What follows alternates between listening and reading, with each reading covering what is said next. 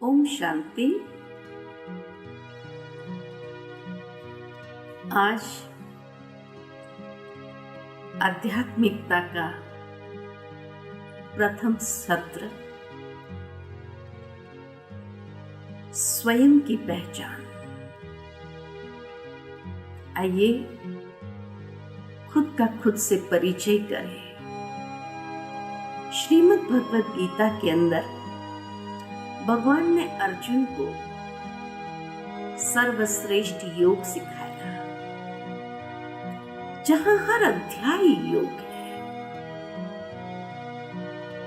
योग को आज मनुष्य ने बहुत स्थूलता में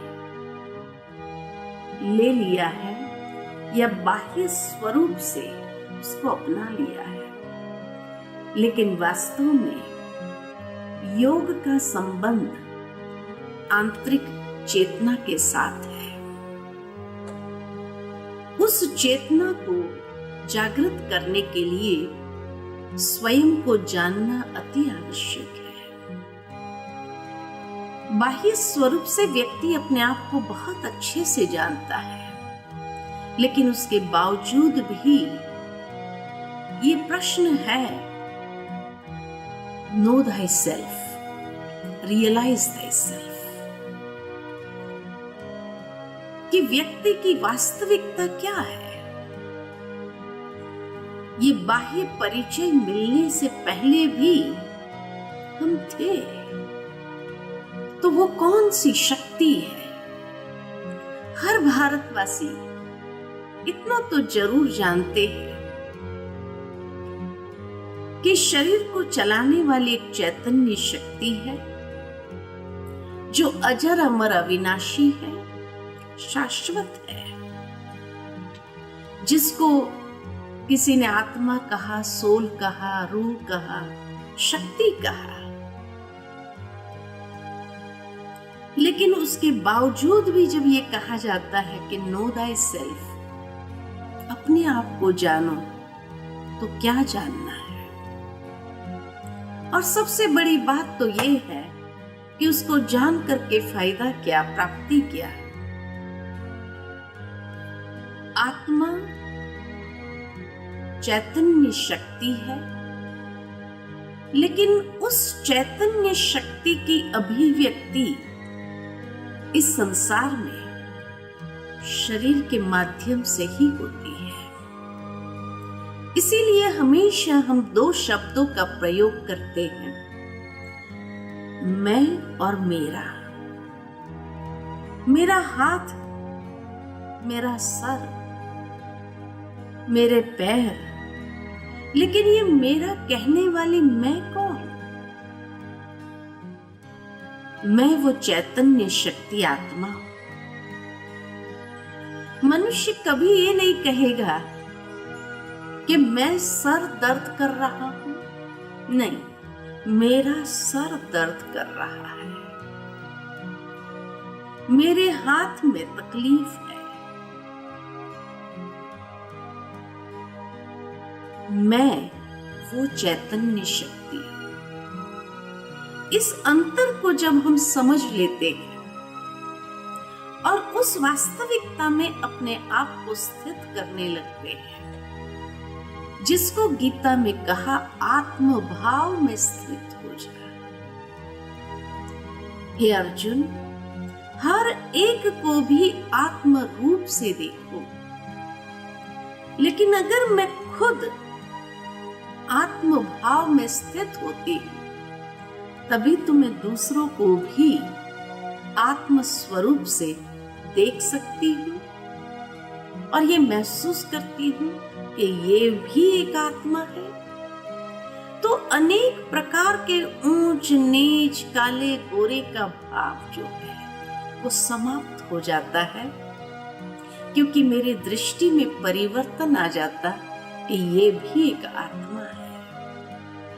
आत्मिक भाव को विकसित कर सकते हैं। वो आत्मा की वास्तविकता क्या है। जैसे ही ये अज्ञान दूर होता है, कि जहां मनुष्य ने अपने आप को शरीर से आइडेंटिफाई करना आरंभ कर दिया, अपने आप को शरीर ही समझने लगा, तो अनेक प्रकार के भेदभाव को उत्पन्न कर दिया और तब हम एक दूसरे को सह नहीं पाते हैं, एक दूसरे के साथ अपने संस्कारों को मिला नहीं सकते हैं, चल नहीं पाते हैं और अनेक परेशानियों को जीवन के अंदर उत्पन्न कर लेते हैं। संबंधों में तनाव शुरू हो जाता है। लेकिन जब ये आत्मभाव जागृत होता है तो ये अज्ञान देह अभिमान का या अहंकार का निष्क्रिय होने लगता है और तब हमारा अहंकार किसी से टकराता नहीं, क्योंकि अहंकार ही तो अज्ञान है। किस बात का अज्ञान? अपनी वास्तविकता का अज्ञान। वो आत्मा का वास्तविक स्वरूप कैसा है? आत्मा अति सूक्ष्म दिव्य ज्योति बिंदु स्वरूप है। इसीलिए व्यक्ति जब शरीर छोड़ता है तो ज्योत जलाई जाती है। इसी यादगार में ये जो चैतन्य ज्योत थी वो चली गई। वो आत्मा इस शरीर में कहाँ निवास करती है? मेडिकल साइंस के माध्यम से ये तो पता लगा लिया कि आत्मा का निवास स्थान हाइपोथैलेमस और पिट्यूटरी ग्लैंड के बीच में है, यानी भ्रुकुटी की मध्य से ठीक 2.5 इंच पीछे और ऊपर से 1.5 इंच नीचे। वो है आत्मा का निवास स्थान। लेकिन सरफेस मार्किंग भ्रुकुटी की मध्य में दर्शाया जाता है, जहां हम तिलक लगाते हैं। मंदिर में जाते हैं तो एक प्रथा है कि चमड़े की चीज को बाहर उतारो, अंदर जाकर तिलक लगाओ और उसके बाद भगवान की मूर्ति के सामने जाकर के हाथ जोड़ करके नमन करते हैं। लेकिन इस बात के रहस्य को अगर समझा जाए कि चमड़े की चीज को बाहर उतारना अर्थात ये देह भी एक चमड़ा है। जिस चमड़े का व्यक्ति अहंकार करता है, अभिमान दर्शाता है, वास्तव में उतारना है तो अहंकार के चमड़े को बाहर उतार दो। जिस बात का मनुष्य गर्व करता है, अभिमान करता है, जब भगवान के द्वार में जाओ तो कम से कम उस अभिमान अहंकार को बाहर उतारो। उसके बाद तिलक लगाया, यानी स्वयं को आत्मभाव में स्थित करो और फिर भगवान की मूर्ति के सामने जाकर हाथ जोड़ करके नमन करो। यानी मैं फलाना फलाना नहीं, मैं चैतन्य शक्ति आत्मा, परमात्मा की संतान, परमात्मा को नमन करती हूं। कितना ऊंचा भाव है। लेकिन शायद ही इस भाव से कोई मंदिर में जाता होगा। वो आत्मा की वास्तविकता कि आत्मा सतोगुणी है। सतोगुणी यानी द एसेंस ऑफ 7 वैल्यूज। आत्मा 7 गुणों का स्वरूप है। वो 7 गुण कौन से हैं जिसकी चाहना हर इंसान रखता है? शांति, सुख, आनंद, प्रेम, ये आत्मा की चाहना है। लेकिन वास्तव में ये हमारी वास्तविकता है, इसीलिए हमारी चाहना है। जिस तरह हर चीज का अपना एक गुण धर्म है। पानी का गुण धर्म शीतलता है, आग का गुण धर्म गर्मी है, तो आत्मा का गुण धर्म 7 गुण है। उसमें सर्वप्रथम आध्यात्मिक ज्ञान है, यानी समझ। उसके साथ साथ दूसरा है पवित्रता। हर इंसान जब इस संसार में आता है तो कितना प्योर एंड इनोसेंट होता है। एक बच्चा जब जन्म लेता है तो कितना इनोसेंट है, पवित्र है। ये उसकी वास्तविकता है। जहां समझ है, पवित्र भावनाएं हैं, उसी संबंध में प्रेम पनप सकता है। तो तीसरा गुण आत्मा का प्रेम स्वरूप है। जहां ये तीनों है वहां शांति है। शांति हमारा गुण धर्म है। और जहां ये चारों बातें हैं वहां जीवन में सच्चा सुख है। इसीलिए आत्मा सुख स्वरूप है। और जहां ये पांचों बातें हैं वहां जीवन की सर्वोच्च प्राप्ति आनंद है। तभी आत्मा को कहा जाता है कि आत्मा सत चित आनंद स्वरूप है। सत्य स्वरूप उसका यही है। 7 गुण, चैतन्यता की अभिव्यक्ति और उसमें भी आनंद की अभिव्यक्ति जब ये गुण स्वरूप है तब। और जहां ये 6 बातें हैं वहां आत्मशक्ति, विल पावर है। क्योंकि ये 7 गुण सिर्फ गुण नहीं, शक्ति है।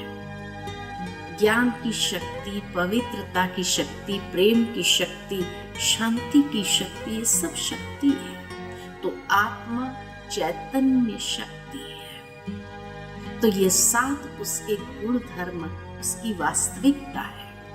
लेकिन आज ये 7 गुणों से हम बहुत दूर हो गए हैं और 7 अवगुण आ गए हैं। काम, क्रोध, लोभ, मोह, अहंकार, ईर्ष्या और नफरत। 7 गुणों की जागृति के लिए आत्मा के पास 3 सूक्ष्म शक्ति है, जिसको कहा जाता है मन, बुद्धि और संस्कार। मन आत्मा की सोचने की शक्ति का नाम है। बुद्धि समझने की शक्ति का नाम है। इसलिए कहा जाता है सोच समझ के करना। एक है सोचना, दूसरा है समझना और तीसरा कर्म में आना, जो आत्मा के ऊपर अपना प्रभाव छोड़ देता है, जिसको कहा जाता है संस्कार। तो ये मन, बुद्धि और संस्कार आत्मा के साथ शरीर में प्रवेश करते हैं और आत्मा के साथ ही इस शरीर से विदा लेते हैं। जिस तरह शरीर 5 तत्वों का पुतला है और इसीलिए 5 तत्व की पूर्ति के लिए 5 इंद्रियां हैं, इसी तरह ये 7 गुणों की पूर्ति के लिए आत्मा के पास भी मन, बुद्धि और संस्कार, जो आत्मा के ये 7 गुणों के शक्ति को चार्ज करते हैं। तो मन विचार जितने अच्छे रखेंगे उतनी बैटरी चार्ज होंगे, जितने विचार बुरे होंगे उतनी आत्मा की शक्ति क्षीण होंगी। बुद्धि यथार्थ तभी समझ सकती है जब विचार अच्छे होते हैं और तब व्यक्ति के संस्कार भी श्रेष्ठ होते हैं। तो ये है आत्मा की वास्तविकता। लेकिन ओरिजिनली आत्मा कहां से आई? जो कहते जहां से आए वहां जाना है, कहां से आए और कहां जाना है? 3 लोक है ये। जहां नीचे है साकारी मनुष्य लोक, जो 5 तत्वों की दुनिया है। इस लोक से ऊपर एक और लोक है जिसको कहते सूक्ष्म देव लोक, कि जहां पर सूक्ष्म देवताएं निवास करते हैं। और उससे ऊपर एक और लोक है जिसको कहते परलोक, जिसको अनेक धर्मों में अनेक नामों से जाना गया है। किसी ने उसको परम धाम कहा, किसी ने उसको शांति धाम कहा, जो शांति का धाम है। किसी ने उसको सचखंड कहा, किसी ने उसको रूहानी दुनिया कहा, किसी ने उसको 7वां आसमान कहा, 5 तत्व, 6ठा सूक्ष्म लोक, 7वां आसमान। किसी ने उसको मोक्ष धाम कहा, जहां आत्मा अपने मुक्त स्वरूप में निवास करती है, परमात्मा भी जहां मुक्त स्वरूप में निवास करते हैं। किसी ने उसको अखंड ज्योति का ब्रह्म महतत्व कहा। ब्रह्म महतत्व 5 तत्व की दुनिया से पार एक छठा महान तत्व है, जो दिव्य ज्योति का तत्व है। ऐसे अनेक नाम हैं, लेकिन हम उसको कहते हैं अपना प्यारा घर, क्योंकि घर ऐसा स्थान है जहां व्यक्ति का विशेष लगाव होता है। सारी दुनिया घूम कर आए, लेकिन अपने घर में आएंगे तो कहेंगे, हाश, जो शांति अपने घर में है और कहीं नहीं है। कहते हैं ना, यहां है ऐसी शांति, अपने घर से भी ज्यादा है या घर जैसी है? हा? तो इसलिए कहा कि घर को कहा जाता है अपना घर दाता का दर, है ना, जहां सब कुछ मिल जाता है। सारी दुनिया में बड़ी बड़ी 5 स्टार होटल में रह कर के आओ, लेकिन जो नींद अपने घर में आएंगी ना, वो और कहीं नहीं आएंगी। इसीलिए कई बार कई लोग बहुत समय बाहर घूम के आते हैं तो क्या कहते, होम सिकनेस आ गई है, घर याद आ गया है, होम स्वीट होम कहते हैं। तो ये परम धाम अपना प्यारा घर है, जहां से हम इस संसार में आए, जहां वापस जाना है। लेकिन कई बार कई लोग जब बहुत थक जाते हैं ना, तो क्या कहते हैं, हे प्रभु, अब तो मोक्ष मिल जाए तो अच्छा है, देख लिया ये दुनिया क्या है, अब तो मोक्ष मिल जाए तो बहुत अच्छा है। इसलिए मोक्ष के लिए पुरुषार्थ करते, परमानेंट चले जाना, अब देख लिया ये संसार क्या है। कई लोग समझते नहीं, जाग करके थोड़ा रेस्ट करके फ्रेश होके फिर आए, टेम्पररी मुक्ति चाहिए। और कई लोग सोचते हैं जाना ही नहीं है, दुनिया बहुत अच्छी है, क्यों जाना चाहिए। आप अपने विचारों को बदली करो, अपनी मनोवृत्ति बदली करो। आप लोग क्या चाहते हैं? कौन चाहता है परमानेंट मोक्ष, परमानेंट चले जाना है कोई ऐसा परमानेंट मोक्ष? अच्छा, 1 2 3 बस 4 5 6, थोड़े थोड़े धीरे धीरे ऊंचा कर रहे हैं ना। अच्छा, कौन जा करके रेस्ट करके फ्रेश होके फिर नीचे आना चाहते हैं? अच्छा, वो भी है। और जो जाना ही नहीं चाहते, ये दुनिया बहुत अच्छी है, क्यों जाना चाहिए? है, थोड़े है उसमें भी। लेकिन यहां मुझे 4 प्रकार के लोग दिखाई देते हैं। चौथे प्रकार के जो अनडिसाइडेड है, पता नहीं कहां जाना चाहते हैं।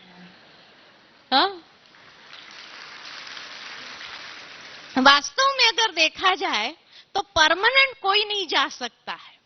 आप कहेंगे, बहन जी हम जाना चाहते हैं ना, लेकिन नहीं, आप भी नहीं चाहते हैं। एक छोटा सा उदाहरण में अगर दूं आपको, तो एक बड़ी बिल्डिंग है, उस बिल्डिंग में 50-60 फ्लैट्स हैं।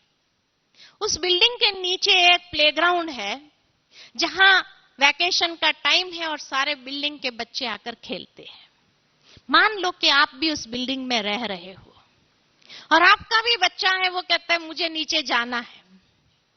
आप उसको मना कर दो, बेटा नीचे जो खेल चल रहा है ना, बड़ा रफ खेल चल रहा है, तुम्हारे पास इतने खिलौने हैं ना, ये खेलो ना, सारे कंप्यूटर गेम्स है, इतना सारा खिलौने है, खेलो। मान जाएगा? नहीं। उस समय उसको वो कंप्यूटर गेम्स भी अच्छी नहीं लगती है, वो खिलौने अच्छे नहीं लगते, नीचे जाना है, जिद करता है। आप उसको समझाओ कि बेटे नीचे जो खेल चल रहा है ना, हार जीत का खेल है और उसमें बहुत चीटिंग चल रही है। कोई तेरे को धक्का देकर गिरा देगा, चोट लगी, फिर तुम हार जाएगा तो क्या कहेगा? कोई बात नहीं, हार गया तो हार गए, इसमें क्या है, लेकिन जाना जरूर है। आखिर उसको आपने छुट्टी दिया, गया नीचे, खेल में इन्वॉल्व हुआ, खेलने लगा, सारा दिन खेलता रहा। दोपहर में भोजन के लिए भी बस आया, खाया, भागा। है ना। जैसे जैसे शाम ढलने लगी वैसे वैसे चीटिंग बढ़ती गई, और किसी ने जोर से उसको धक्का दे दिया, चोट लगी, रोने लगा, आपने आवाज सुना, क्या करेंगे? दौड़ेंगे नीचे, जाकर के सारे बच्चों को कहेंगे अच्छा बहुत खेल लिया अभी सभी ने, आज सारा दिन बहुत खेले, अब सब अपने अपने घर जाओ। क्योंकि मालूम है जब सब नहीं जाएंगे तब तक खुद का बच्चा भी ऊपर आने वाला नहीं है। इसलिए सब बच्चों को भेज करके खुद के बच्चे को भी ले आएंगे, साफ स्वच्छ करके मलहम पट्टी लगाकर कुछ खाना पीना दिया, अच्छा बेटा सो जा, सो गया। दूसरे दिन जब वो खेल आरंभ होगा तो जाएगा नहीं जाएगा? जाएगा। इसी तरह हमारे पिता ने भी हमें कहा बेटे बैठे रहो ऊपर, क्या करना है नीचे जाकर? हमने भी क्या कहा? नहीं जाना है। अरे ऊपर इतनी शांति है, इतना स्वतंत्रता है, तो भी हमने क्या कहा? नहीं जाना है जरूर। हमको समझाया गया नीचे का जो खेल चल रहा है ना बड़ा रफ खेल है, कोई धोखा देगा, धक्का देगा, चोटें देगा, दिल की चोटें देगा, हाँ क्या करोगे फिर? कोई बात नहीं, हमने भी यही कहा। अरे ऊपर बैठ के करेंगे क्या? नीचे इतना लाइवली खेल चल रहा है, हम भी नीचे जाएंगे। ठीक है जाओ। और इसलिए जैसे जैसे नीचे आते गए तो जो है वो तो है ही है, चोला बदल बदल कर यही है, और ऊपर से भी जो आ रहे हैं वो आ रहे हैं ना, इसीलिए पॉपुलेशन बढ़ता जा रहा है। नहीं तो इतनी बस्ती कहां से आई, इतनी आत्माएं कहां से आई? कईयों के प्रश्न होते, ये आत्मा इतनी सारी बढ़ती कैसे जा रही है दुनिया के अंदर? अरे जो है वो तो है ही है, और ऊपर से भी जो नीचे उतर रही है। किसी को देर से होश आ रहा है ना, तो जैसे जैसे होश आएगा जागेंगे। कोई 8 बजे का उठने वाला होता है, कोई 12 बजे उठने वाला होता है, वो फर्क तो पड़ेगा कि नहीं? कोई बहुत नाइट ड्यूटी करके आया तो दिन भर सोता है, 4 बजे उठता है। तो इस प्रकार से जैसे जैसे जिसको होश आया वैसे वैसे उतरते गए नीचे। लेकिन कलयुग आने तक तो मैक्सिमम लोगों को होश आ गया और नीचे आ गए, इसलिए कलयुग में इतना पॉपुलेशन है। लेकिन जब बहुत ज्यादा चोटें मिल जाती है तो हम भी कई बार चिल्लाने लगते हैं, अभी बस करो प्रभु, अभी मोक्ष मिल जाए तो अच्छा है। ये भी एक रोना ही हुआ। तो भगवान भी क्या करता है? अच्छा वो भी आता है, यदा यदा ही धर्मस्य। इसीलिए उस महावाक्य के अनुसार परमात्मा भी संसार में आता है और क्या कहते हैं? चलो बच्चे बहुत हो गया, अब चलना है घर सबको, है ना। बहुत खेल लिया, सुबह से रात तक बहुत खेल लिया, कलयुग की रात आ गई है अभी, तो चलो अब घर चलो। लेकिन कुछ लोग तो तैयार हो जाते हैं, कुछ लोग कहते हैं नहीं नहीं हमको नहीं चलना है अभी, है ना। देर से जो आए हुए होते हैं वो क्या कहते हैं? अरे हमारे लिए तो यही स्वर्ग है, अभी आप लोग जाओ, हम तो अभी और खेलेंगे ना। तो खेलना चाहते हैं, लेकिन समय पूरा हो गया, अब संसार परिवर्तन हो रहा है। अब जब संसार परिवर्तन होने जा रहा है तो आगे नहीं खेल सकते हैं, कायदा नहीं है। इसलिए कोई चाहे या ना चाहे चलना तो है ही है, फिर कैसे चलना ये आपके ऊपर है। तो ये था आत्मा का संपूर्ण ज्ञान।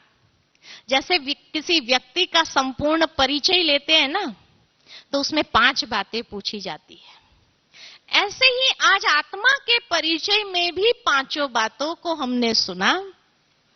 5 बातें में कौन सी बातें आती है? सबसे पहले तो नाम पूछेंगे, आपका नाम क्या है। फिर आजकल हर जगह पर फोटो चाहिए, वही है या दूसरा है। तीसरा क्वालिफिकेशन पूछा जाता है। चौथा एड्रेस, एड्रेस में भी एक टेम्पररी एड्रेस, एक परमानेंट एड्रेस, कोई गांव होगा। और 5वां प्रेजेंट ऑक्यूपेशन। ये 5 बातों में संपूर्ण परिचय आ जाता है। ऐसे ही आज आत्मा के परिचय में भी 5 बातों को देखा कि जिस चैतन्य शक्ति का नाम है, आत्मा कहो, रूह कहो, शक्ति कहो, सोल कहो, जो भी कहो, एनर्जी कहो, वो उसी आत्मशक्ति के लिए कहा गया, आत्मा के लिए कहा गया, जिसका स्वरूप है अति सूक्ष्म दिव्य ज्योति प्रकाश पुंज नूर स्वरूप है, ज्योति स्वरूप। इसीलिए व्यक्ति शरीर छोड़ता है तो ज्योत जलाई जाती है कि जो चैतन्य ज्योत थी वो चली गई, उसकी यादगार में वो ज्योत जलाई गई।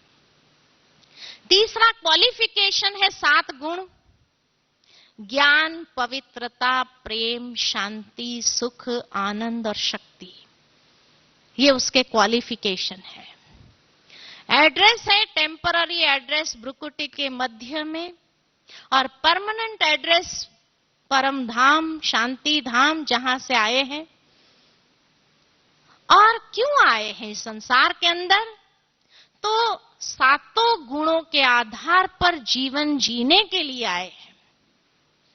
ये 7 गुणों में भी इतनी शक्ति है, आत्मा में जो क्षमता है, तो उस क्षमता का प्रत्यक्ष करने के लिए, उस क्षमता को कार्यान्वित करने के लिए उसको स्पेस तो चाहिए। इसीलिए ये संसार में हम आए, ताकि उसके आधार पर हम अपना जीवन बनाएं। लेकिन अफसोस कि मनुष्य अपने उस उद्देश्य को भूल गया और अवगुणों के आधार पर जीवन जीने की शैली बना दी। वास्तव में हमारी जीवन शैली ये 7 गुणों के आधार पर होनी चाहिए। यही वास्तविक जीवन है। तो ये है आत्मा के इस संसार में आने का उद्देश्य।